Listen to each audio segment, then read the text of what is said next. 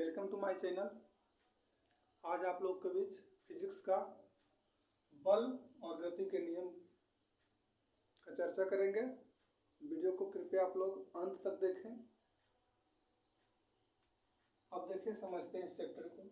इस चैप्टर को समझने के लिए कुछ बातों को समझना जरूरी है। विराम, अंग्रेजी में इसको बोलते हैं रेस्ट। रेस्ट क्या होता है, विराम क्या है? तो विराम है कि कोई वस्तु समय के साथ यदि अपनी स्थिति में परिवर्तन नहीं लाता है तो उसको हम लोग समझते हैं कि विराम में। किसी वस्तु में समय के साथ यदि उसकी स्थिति में परिवर्तन नहीं हो रहा है तो उसको कहते हैं विराम, या उसको बोलते हैं रेस्ट। ठीक है। और एक होता है गति, मोशन।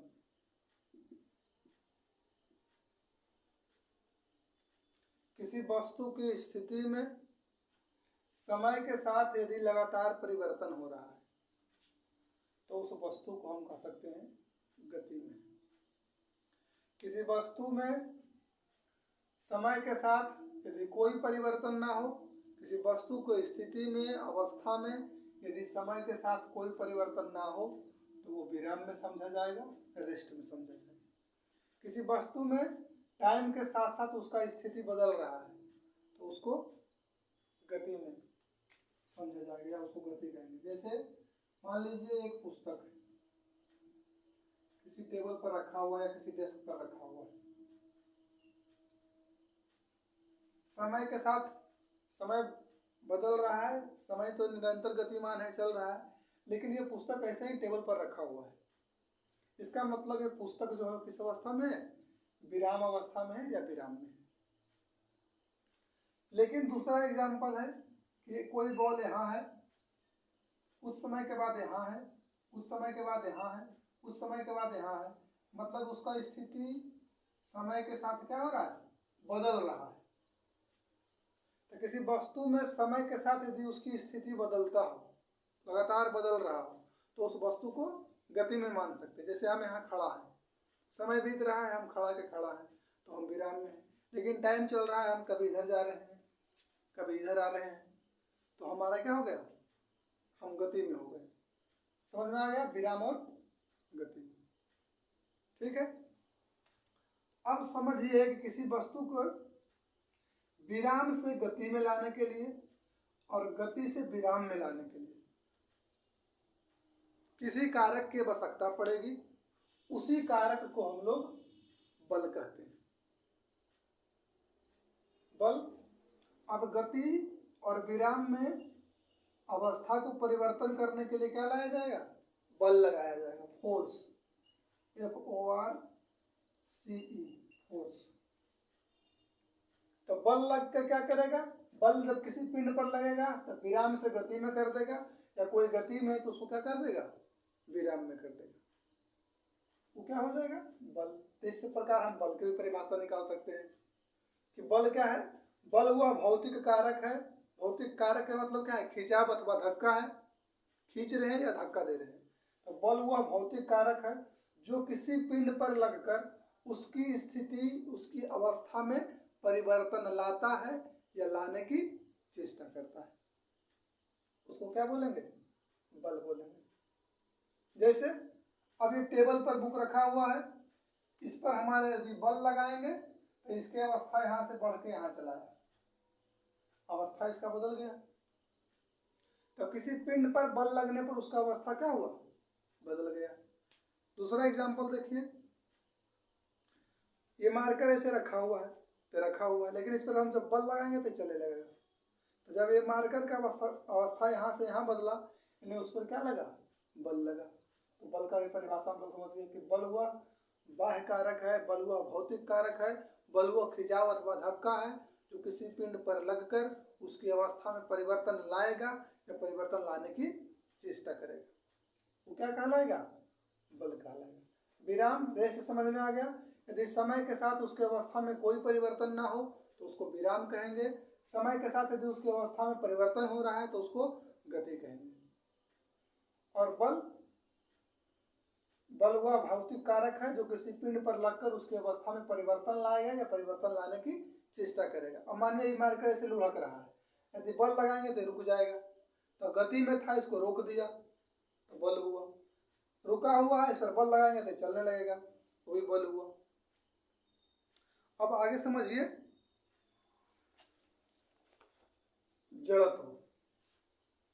जड़त्व क्या होता है? विराम गति तो समझ गए, बल भी समझ गए, अब जड़त्व को समझिए। जड़त्व INTERIA, इनर्शिया। जड़त्व,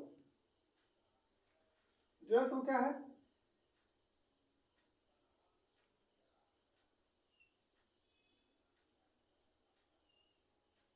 एक पुस्तक टेबल पर रखा हुआ है, ठीक है,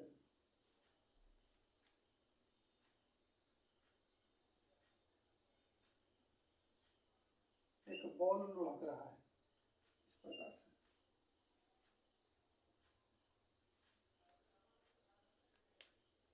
जड़त्व किसी पिंड का, किसी वस्तु का वह गुण है जो उसके भीतर होने वाले परिवर्तन का विरोध करता है। वही उसका क्या कहलाता है? जड़त्व कहलाता है। जड़त्व किसी वस्तु का वह गुण है जो उसके भीतर होने वाले परिवर्तन का विरोध करता है, उसको बोलेंगे जड़त्व, उसको बोलेंगे इनर्शिया। यदि उसमें कोई चेंजमेंट हो रहा है तो उसका विरोध करेगा, वही उसका इनर्शिया होता है। एग्जाम्पल में समझिए, ये पुस्तक रखा हुआ है, विराम में है, समय के साथ इसकी स्थिति नहीं बदल रहा है, तो ये पुस्तक जड़त्व के कारण सोचेगा कि वैसे ही रखा रहेगा, मतलब वैसे ही रखा रहेगा, तो उसके जड़त्व के गुण के कारण है।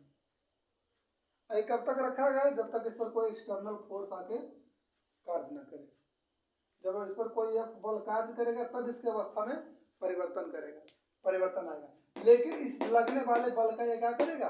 विरोध करेगा, अवस्था में परिवर्तन का विरोध करेगा।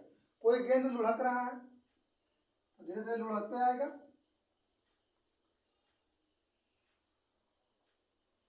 लेकिन ये गेंद सोचेगा कि ऐसे ही नीचे लुढ़कते रहे, लेकिन इसमें घर्षण बल के कारण क्या होगा? आगे जाके रुक जाएगा।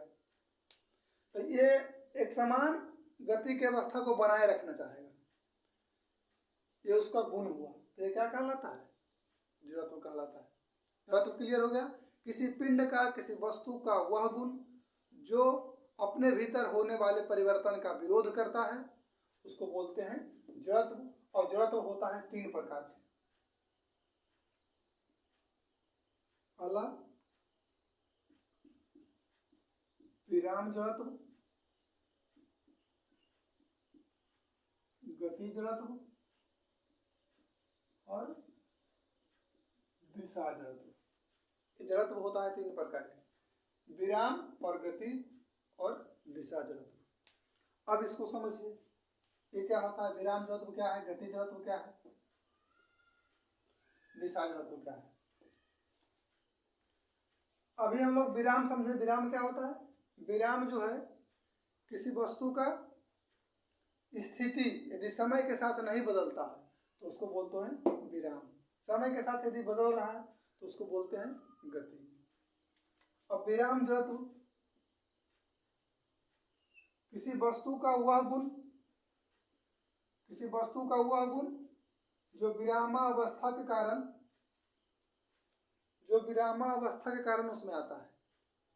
यानी कोई वस्तु अपने विरामावस्था को बनाए रखना चाहती है और अपने भीतर होने वाले परिवर्तन का विरोध करती है, उसको बोलेंगे विराम जड़त्व।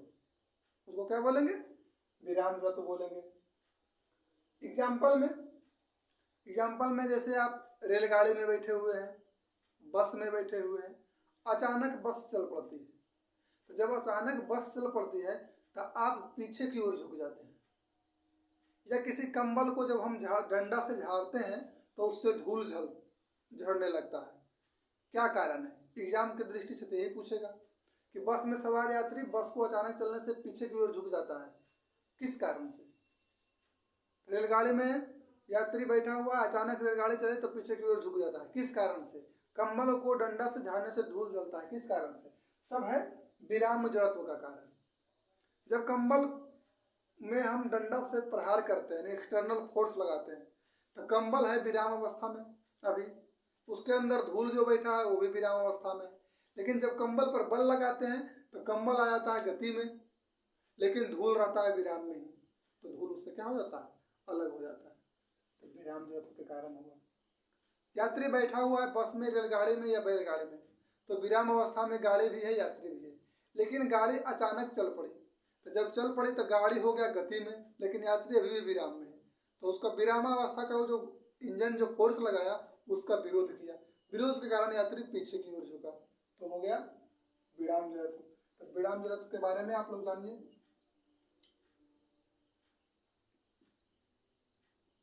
यात्री का पीछे झुकना, कंबल से धूल झरना, ये सब किसके कारण है? विराम जड़त्व के कारण है।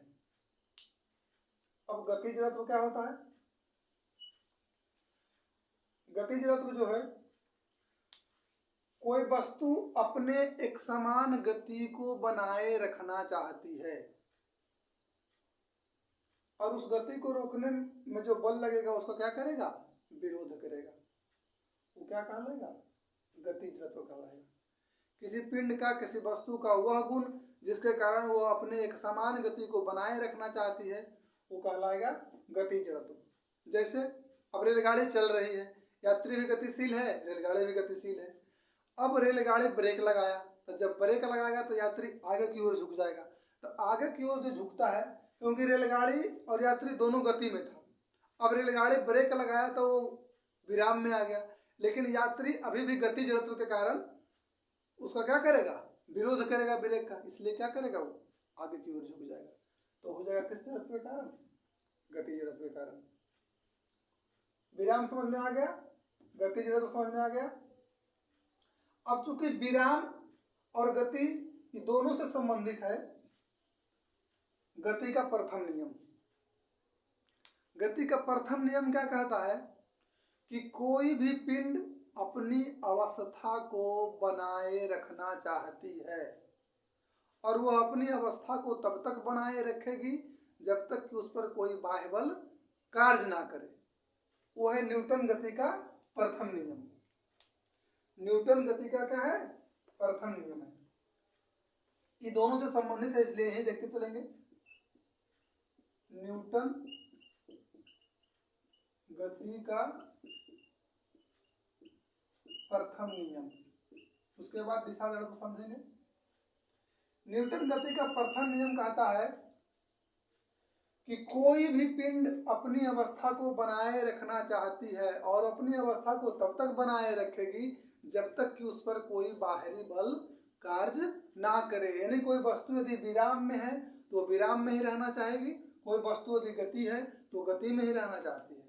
कब तक रहेगी? जब तक कि उस पर कोई एक्सटर्नल फोर्स कार्य ना करे। वो होता है न्यूटन गति का प्रथम नियम। अब न्यूटन गति के प्रथम नियम से बल की परिभाषा मिलती है। बल की परिभाषा ये भी याद रखना है।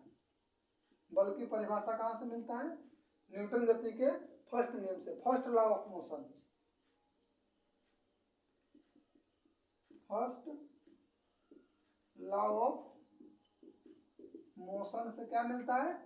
बल का डिफिनेशन ऑफ फोर्स ये मिलता है न्यूटन गति के प्रथम नियम से। क्योंकि न्यूटन गति का प्रथम नियम क्या कहता है कि कोई भी पिंड अपने अवस्था को तब तक बनाए रखेगा जब तक कि उस पर कोई बाहरी बल कार्य ना करे। और बल की परिभाषा वही कहती है कि बल वह भौतिक कारक है जो किसी पिंड पर यदि लगेगा तो उसकी अवस्था में परिवर्तन लाएगा या परिवर्तन लाने की चेष्टा करेगा। तो न्यूटन जो है गति का प्रथम नियम से बल की क्या निकलती है? परिभाषा निकलती है। प्रथम नियम समझ में आ गया। कि कोई भी पिंड अपने अवस्था को तब तक बनाए रखेगा जब तक कि उस पर कोई बाहरी बल कार्य ना करे। यदि विराम में है तो वो विराम में ही रहेगा, गति में है तो वो गति में ही रहेगा। ये हो गया न्यूटन गति का प्रथम नियम। ठीक है, उसके बाद हम फिर देखेंगे दिशा जड़त्व, फिर न्यूटन गति का द्वितीय नियम। वीडियो को देखने के लिए धन्यवाद। कृपया हमारे चैनल को सब्सक्राइब करें, शेयर करें।